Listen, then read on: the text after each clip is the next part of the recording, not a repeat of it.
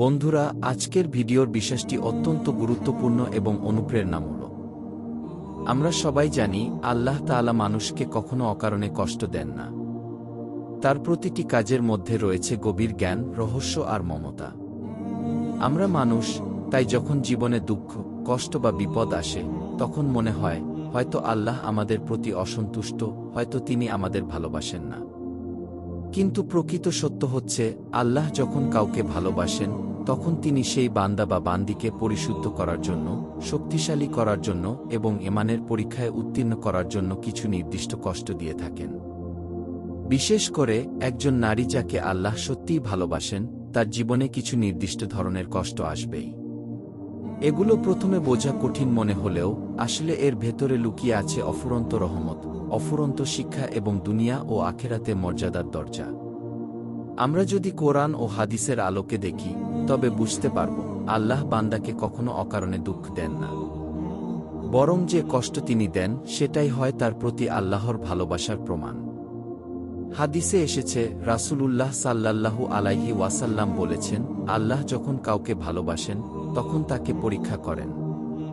এর মানে হল, আপনি যদি জীবনে পরীক্ষার মধ্যে থাকেন, বিপদের মধ্যে থাকেন, তাহলে সেটি প্রমাণ যে আল্লাহ আপনাকে ভুলে যাননি, বরং তিনি আপনার প্রতি বিশেষ দৃষ্টি রেখেছেন। নারীদের ক্ষেত্রে এটি আরও গভীরভাবে প্রতিফলিত হয়। কারণ একজন নারী একদিকে পরিবার সামলান, অন্যদিকে সমাজের কঠিন বাস্তবতা মোকাবেলা করেন। ফলে তার জীবনে আল্লাহর ভালোবাসার প্রকাশ ঘটে 4টি বিশেষ কষ্টের মাধ্যমে। আজকের ভিডিওতে আমরা আলোচনা করব সেই 4টি কষ্ট সম্পর্কে। মনে রাখবেন, এগুলো শাস্তি নয়, এগুলো আসলে ভালোবাসার উপহার। অনেক সময় হয়তো নারী বুঝতে পারেন না কেন এমন ঘটছে, কেন তিনি কষ্টের মধ্যে আছেন। কিন্তু যখন তিনি ধৈর্য ধারণ করেন, যখন তিনি আল্লাহর উপর ভরসা রাখেন, তখন সেই কষ্টই তার জন্য জান্নাতের পথ তৈরি করে দেয়। এখন আমরা বিস্তারিতভাবে একে একে সেই 4টি কষ্ট নিয়ে আলোচনা করব, যা আল্লাহ সেই নারীকে দেন যাকে তিনি সত্যিই ভালোবাসেন। প্রথম কষ্ট হল, জীবনে অল্পতেই বড় বড় পরীক্ষার মুখোমুখি হওয়া। যখন আল্লাহ কোনো নারীকে ভালোবাসেন, তখন তিনি তার জীবনে এমন কিছু পরীক্ষা নিয়ে আসেন যা সাধারণ মানুষ কল্পনাও করতে পারে না। অন্যদের তুলনায় তার জীবনের পথ অনেক বেশি কঠিন হয়ে যায়। হয়তো ছোটবেলাতেই বাবা মা হারিয়ে ফেলে, হয়তো শৈশবে অভাবন্টনের মধ্যে বড় হয়, হয়তো বিয়ের পর স্বামীর সাথে সম্পর্ক মসৃণ হয় না। কখনো আবার পরিবার তাকে বুঝতে পারে না, সমাজ তাকে একাকী করে দেয়। এই সব কিছু আসলে আল্লাহর এক ধরনের পরীক্ষা। কারণ আল্লাহ চান সেই নারী বুঝুক যে দুনিয়ার কারো উপর ভরসা করা যায় না, ভরসা করতে হয় শুধু আল্লাহর উপর। এই কষ্টের ভেতর দিয়ে একজন নারী ধৈর্য শিখে নেন, সহনশীলতা শিখে নেন। তিনি বুঝতে পারেন জীবন মানেই সংগ্রাম, আর এই সংগ্রামের ভেতর দিয়েই আসল সফলতা অর্জিত হয়। আল্লাহ কুরআনে বলেছেন, আর অবশ্যই আমি তোমাদের পরীক্ষা করব কিছুটা ভয়, ক্ষুধা, ধনসম্পদ, প্রাণ ও ফলফসলের ক্ষতি দ্বারা, আর ধৈর্যশীলদের সুসংবাদ দাও। সূরা বাকারা 155। এই আয়াত স্পষ্ট করে বলে দেয় যে পরীক্ষাই হল আল্লাহর নিয়ম এবং ধৈর্যশীলরাই এর মধ্যে সফল হয়। দ্বিতীয় কষ্ট হল, নিজের সবচেয়ে প্রিয় জিনিস থেকে বঞ্চিত হওয়া। আল্লাহ যখন কাউকে ভালোবাসেন, তখন তিনি অনেক সময় তার প্রিয় জিনিসকে তার থেকে দূরে সরিয়ে নেন। বিশেষ করে নারীর জীবনে এটি বেশি ঘটে। হয়তো তিনি সন্তান চান কিন্তু পাচ্ছেন না, হয়তো তিনি সংসারে শান্তি চান কিন্তু তা পাচ্ছেন না, হয়তো স্বামীকে চান পাশে, কিন্তু স্বামী তার মন ভাঙছে বারবার।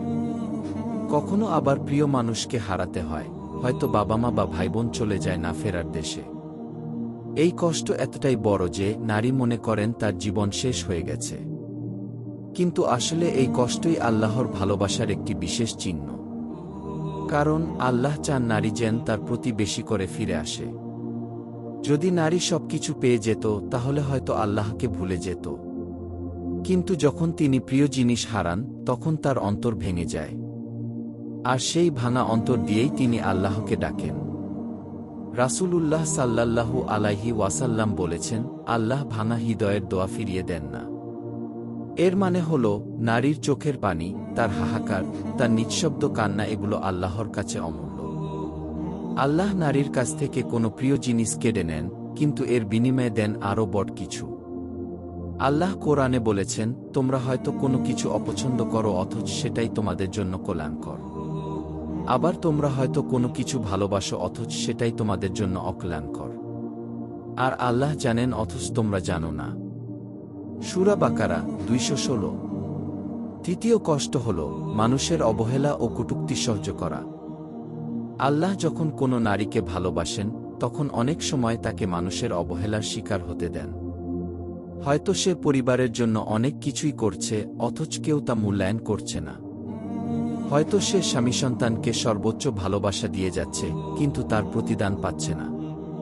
কখনো সমাজ তাকে ছোট করে, কখনো মানুষ তাকে অন্যায়ভাবে দোষারোপ করে। এইসব অবহেলা, কটূক্তি বা অপমান এক একটি নারীকে ভেতর থেকে ভেঙে দেয়। কিন্তু মনে রাখতে হবে, এগুলো কোনো শাস্তি নয়, বরং এগুলোই হলো আল্লাহর ভালোবাসার আরেকটি নিদর্শন। কারণ এইসব কষ্টের মাধ্যমে আল্লাহ নারীকে শিখিয়ে দেন, মানুষকে খুশি করার জন্য নয়, বরং আল্লাহকে খুশি করার জন্যই জীবনযাপন করা উচিত। কোরআনে আল্লাহ বলেছেন, ধৈর্যশীলদের প্রতিদান তাদের কর্মের উত্তম ফলাফলের চেয়ে বেশি দিয়ে দেওয়া হবে। সূরা নাহাল 96। এর মানে এই যে, যখন নারী মানুষের কাছে কষ্ট পায় কিন্তু আল্লাহর জন্য ধৈর্য ধরে, তখন আল্লাহ তাকে অসীম প্রতিদান দেন। বাস্তবে অনেক নারীর জীবনেই দেখা যায়, তারা দুনিয়াতে সম্মান পাননি, কিন্তু মৃত্যুর পর মানুষের হৃদয়ে তাদের নাম অমর হয়ে গেছে। কারণ তারা অপমান সহ্য করেছিলেন আল্লাহর জন্য। চতুর্থ কষ্ট হল দীর্ঘ সময়ের জন্য একাকিত্ব ও মানসিক সংগ্রাম। আল্লাহ যে নারীকে ভালোবাসেন তার জীবনে অনেক সময় এমন এক একাকিত্ব আসে যা সহ্য করা সত্যিই কঠিন। হয়তো প্রিয় মানুষগুলো একে একে দূরে সরে যায়, হয়তো কাছের মানুষরা তাকে বোঝে না। সে অনুভব করে কেউ নেই তার পাশে। এই একাকিত্ব অনেক সময় মানসিক কষ্টের রূপ নেয়। নারী নিজেকে ভীষণ অসহায় মনে করে। কিন্তু আল্লাহই আসলে চান একাকিত্বের মধ্যে সে যেন তাকে খুঁজে পায়। মানুষ যখন পাশে থাকে না, তখন নারী বাধ্য হয় আল্লাহর দিকে ঝুঁকতে।